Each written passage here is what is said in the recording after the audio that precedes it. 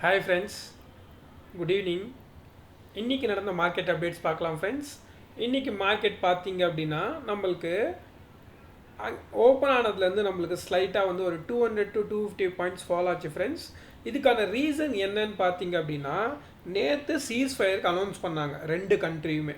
ஓகேங்களா, ஈரானும் யூஎஸும் வந்து ரெண்டு பேரும் ஒத்துக்கிட்டு சீஸ் ஃபயர் வந்து அக்ரிமெண்ட் வந்து ஒத்துக்கிட்டாங்க.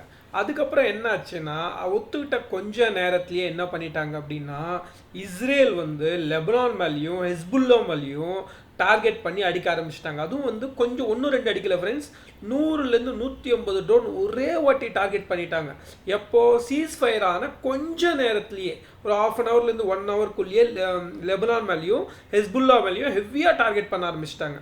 உடனே வந்து என்ன கேட்டாங்கன்னா, ஈரான் கேட்டாங்க, அந்த சீஸ் ஃபயர் அக்ரிமெண்ட்டில் அதுவும் அந்த பாயிண்ட்டும் இருக்குது, லெபனான் மேலேயும் ஹெஸ்புல்லா மேலேயும் டார்கெட் பண்ணக்கூடாது அப்படின்னு மென்ஷன் பண்ணியிருக்காங்க. பட் யூஎஸ் என்ன சொல்கிறாங்க அப்படின்னா, யூஎஸ் வந்து பார்த்தீங்க அப்படின்னா, நாங்கள் உங்களுக்கு மட்டும்தான் வந்து வார் வந்து இப்போ இது பண்ணோம், லெபனானோ ஹெஸ்புல்லா இல்லை அப்படின்ற மாதிரி சொல்கிறாங்க.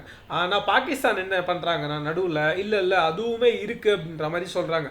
அதனால தான் இன்றைக்கி மார்க்கெட்டு காலையில் எழுந்ததுலேருந்து பார்த்தீங்கன்னா திருப்பிட்டு வந்து ட்ரம்ப் வந்து என்ன சொல்லியிருக்காரு அப்படின்னா, நீங்கள் அந்த பாயிண்ட்ஸ் வந்து ஒத்துக்கலை அப்படின்னா, அந்த 10 பாயிண்ட்ஸ் நாங்கள் கொடுத்த 10 பாயிண்ட்ஸ் ஒத்துக்கலை அப்படின்னா, எங்கள் வார்ஷிப்ஸும் வார் மெம்பர்ஸும் ரெடியாக இருக்காங்க, திருப்பி இறங்கி நாங்கள் அடிப்போம் அப்படின்னு சொல்கிறாங்க யூஎஸ். ஓகேங்களா, ஆனால் ஈரான் என்ன சொல்கிறாங்கன்னா, அடிக்கிறதா இருந்தால் இப்போவே வந்து ஈரானை வந்து ஸ்டாப் பண்ண சொல்லுங்கள். ஓகேங்களா, யாருமே எங்கள் மேலே டார்கெட் பண்ணக்கூடாது.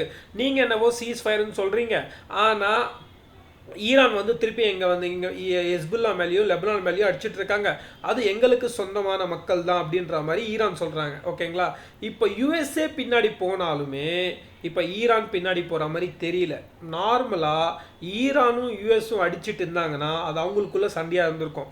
யூஎஸ் தேவையில்லாமல் உள்ளே வந்து சண்டை சப்போர்ட் பண்ணுறேன்னு சொல்லி இப்போ அவங்களே பின்னாடி போனாலும் அவங்களால போக முடியாது. பிகாஸ் ரெண்டு பேரும் போடுற கண்டிஷன்ஸ் அந்தளவுக்கு டைட்டாக இருக்குது. ஓகேங்களா, இவங்க ஸ்டேட் ஆஃப் ஹார்மோன்ஸ் ஓப்பன் பண்ணணும்னு சொல்கிறாங்க, அவங்க ஓப்பன் பண்ண மாட்டேன்னு சொல்கிறாங்க. நியூக்ளியர் பவர் பிளான்ட்டை ஓப்பன் பண்ணக்கூடாதுன்னு சொல்கிறாங்க, அவங்க ஓப்பன் பண்ணுறேன்னு சொல்கிறாங்க. இந்த சீஸ் ஃபயர் ஆன கொஞ்ச நேரத்துலேயே திருப்பி ஸ்டேட் ஆஃப் ஹார்மோன்ஸ் க்ளோஸ் ஆகிடுச்சு. யுஏஇயோட சீஃப் எனர்ஜி சீஃப் என்ன சொல்கிறாருன்னா, 230 ஆயில் டேங்க்ஸ், பெரிய பெரிய ஆயில் டேங்க்ஸ் வந்து நின்றுட்டு இருக்கு.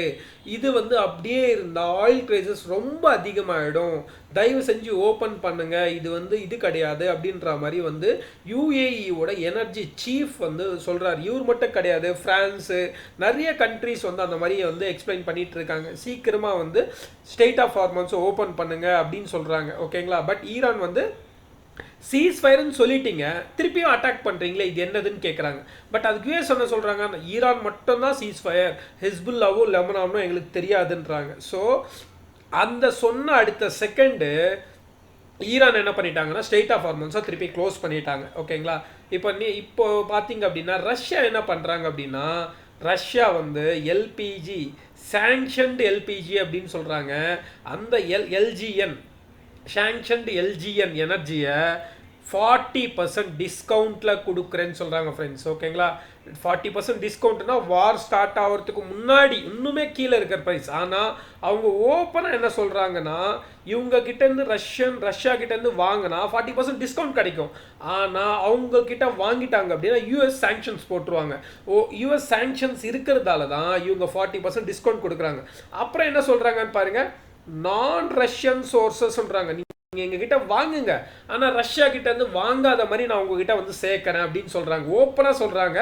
ஆனால் எப்படி கொடுத்தாலும் வந்து யூஎஸ் கண்டுபிடிச்சிடும். ஓகேங்களா, இது என்ன நடக்க போகுதுன்னு தெரில, இவங்க டிஸ்கவுண்ட்டில் கொடுக்கணும்னு நினைக்கிறாங்க. ஓகேங்களா, ஆனால் யூஎஸ் இது வந்து அவங்களுக்கும் தேவை, கேஸ் எல்லாமே தேவை, வாங்கி தான் ஆகணும்.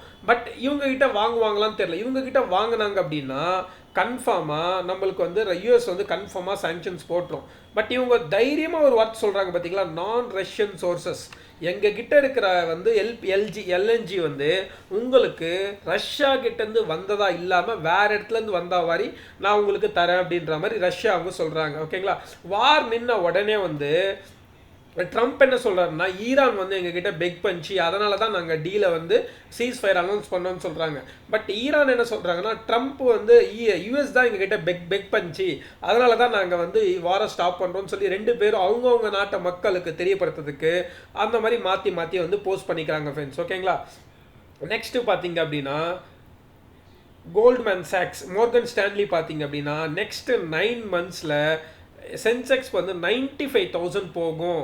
இது வந்து நார்மல் கேஸ். புல்லிஷாக இருந்தால் 1,07,000 வரையும் போகும்னு சொல்கிறாங்க ஃப்ரெண்ட்ஸ். ஓகேங்களா. ஸோ கோல்ட்மேன் சாக்ஸ் வந்து மோர்கன் ஸ்டான்லி பார்த்தீங்க அப்படின்னா நெக்ஸ்ட் அப்கமிங் டேஸில் ரிசல்ட்ஸ் நல்லா இருக்குது. ஓகேங்களா. இப்போ இருக்கிற வேல்யூவேஷன் வந்து ரொம்ப அட்ராக்டிவ் வேல்யூவேஷனில் இருக்குது.